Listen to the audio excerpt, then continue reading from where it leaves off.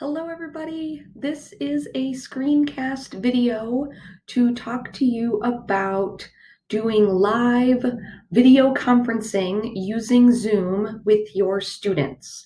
I'm screen sharing with you right now using a different tool called Screencastify. And if you'd like to go more in depth about the difference between those two tools, please reach out to your instructional specialist about when I'm holding open Zoom calls to talk about that. But for right now, what you see on my screen is my digital business card. I figured it'd be a good place to start with my contact information for anyone who does not already have it. I'm Megan Wise, the Blended Learning Coordinator, and on the screen, please take note of my cell phone and email, which I'll show again at the end of the video if necessary. Okay, so what I want to talk to you about right now is when you go into Zoom and you're going to set up a meeting with your students. Now, you should have already gotten directions on how to set up your settings in Zoom in order to meet the safe requirements, safe environment requirements. What I'm talking about right now is more of the, once you have the students in the room and you're setting up a specific class, what does that look like? So when you go into Zoom and you go under My Meetings, you have an option to schedule a new meeting. So when you do that, we would suggest that you give your meeting a name that is easily recognizable and reusable. So like mine would be Miss Wise, and I'm going to call it Grade Teachers because my students are teachers, but you would put grade 2, grade 8, whatever, and then I'm going to put the date of when the class is going to be. And you can add a description here if there's anything in particular you want to remember for your reference or for the students. And then I could choose a time of what time it's going to go live, a duration. My time zone should have already been taken care of in the settings video. But then you'll notice I can decide this could be a recurring meeting. If I know I'm going to meet with you multiple times this week at the same time, I can use recurring meeting to set up how often I want it to happen and when do I want it to end. So how many do I want to have so that you don't have to keep doing this over and over again. So that could be very helpful. And then when you go down here, you have different settings that you should have. Right now, it's set so that when the people come into the video or come into the chat that their video is off and they would have to turn it on. I would say for your participants, for your students, you want to turn that on for them. You do not want to enable join before host as covered in the settings video because that would be the equivalent of like letting students enter your room without you being there. But you do want to mute them upon entry because that's how you want them to enter the room. And you could put this all in your settings so that this happens automatically, okay?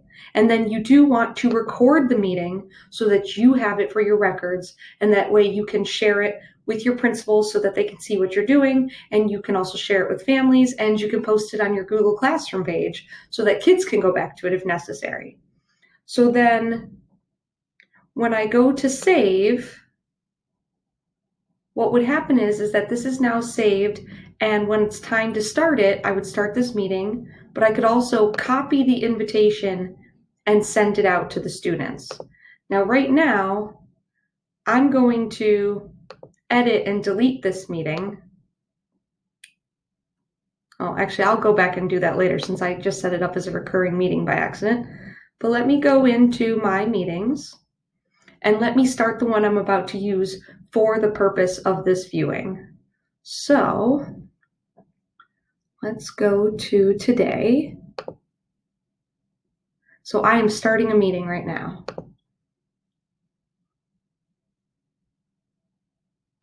Okay.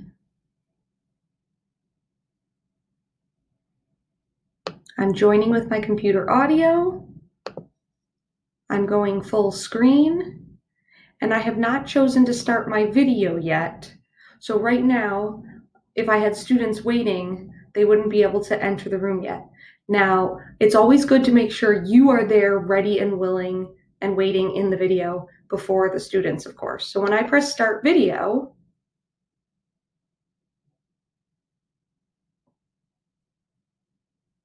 hold on one second.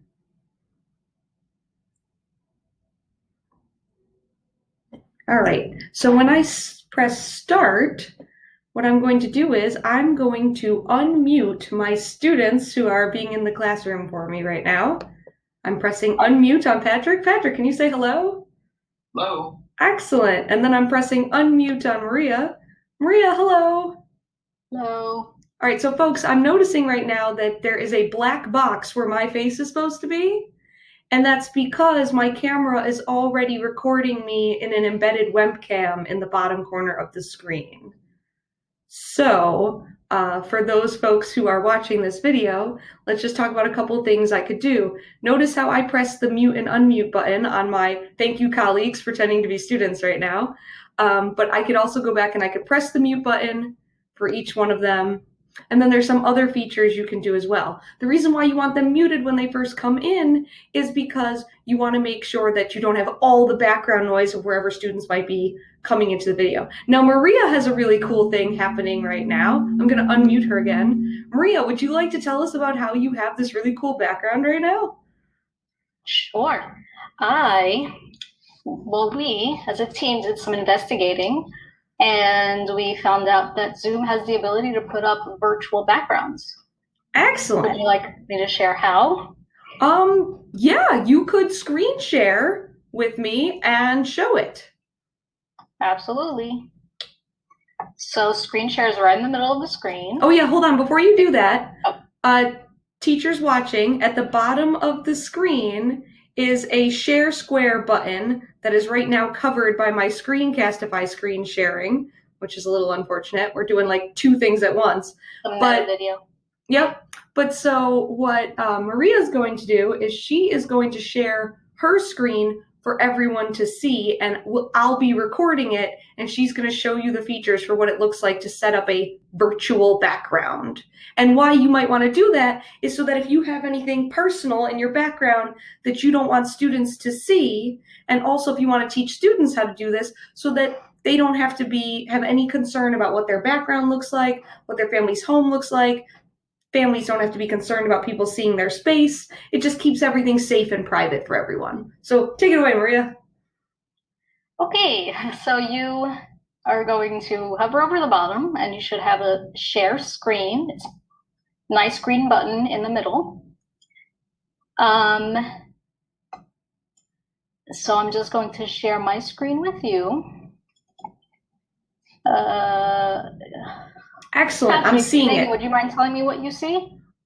I see the OTL Gang Zoom schedule. And now I see end of slideshow because you were looking at some slides, I believe. Yes. So I wonder if we could actually see the Zoom menu. Do you see the top bar? Mute, stop video? No, unfortunately not right now. So I think what I might have to do is I might have to go in and make an additional video for folks to see, in which I will use Zoom to record instead of a screencast. Right. But for now, let's talk about a couple other things that we have within the video. Do either one of you have the option to show what it looks like when you raise your hand? Yeah, we should be able to do that. Not literally, Patrick. I mean the raise your hand button. But yes, old school totally works, teachers. But see, okay, great. Maria just used the button that alerted me at the bottom of my screen that someone has raised their hand, and I could go in and mute or unmute that student. But yes, when you're looking at your kids, thank you, Patrick, for pointing out, you could just tell them to just physically go like this, raise their hand in the screen, and then you can mute or unmute them. One other thing, Patrick, I'm going to put you on hold. So when I'm looking at him, he's got the mute unmute button, and he also has these three little dots. If I click on the three little dots, I have some options here. And one of the things I can do is I can actually remove him from the video completely.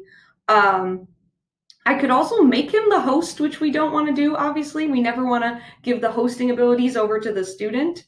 If I choose Spotlight Video, that might be a cool thing to do when a particular student is speaking. If I chose Spotlight Video, now that's going to change what everybody sees on their screen, and it's going to highlight Patrick for the rest of the students to see. That's an option. And that's especially great for students who, when they're first getting used to this interface, might have a hard time following who's speaking at a time. But then I could also go through and I could remove.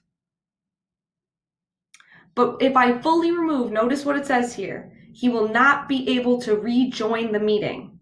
Now, I don't want to do that because that's essentially like kicking the kid out of class completely. What you would want to do is, where is my hold button? That's what's interesting.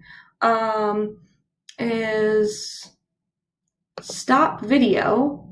If I go to stop video, that means that the student now is still hearing me, but is both muted and not visual. Now, why may you or may you not want to do that? That could be something that I would say you would only ever want to do if for some reason you notice something happening in the student video that was not appropriate for others to be seeing. And you can do that as just a temporary measure, and then check back in with them maybe through the chat to see whether or not they're ready to come back into the video.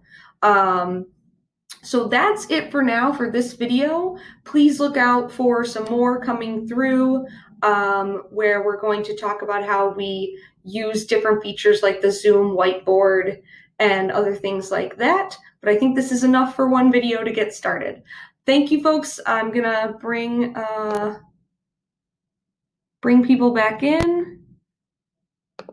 Now see, notice I have to ask Patrick to start video again. And what's good about that is he then only clicks it if whatever had been happening in the background of his screen is gone and he feels comfortable coming back to the video. So thanks very much, team. I appreciate you guys just being in here just to help out.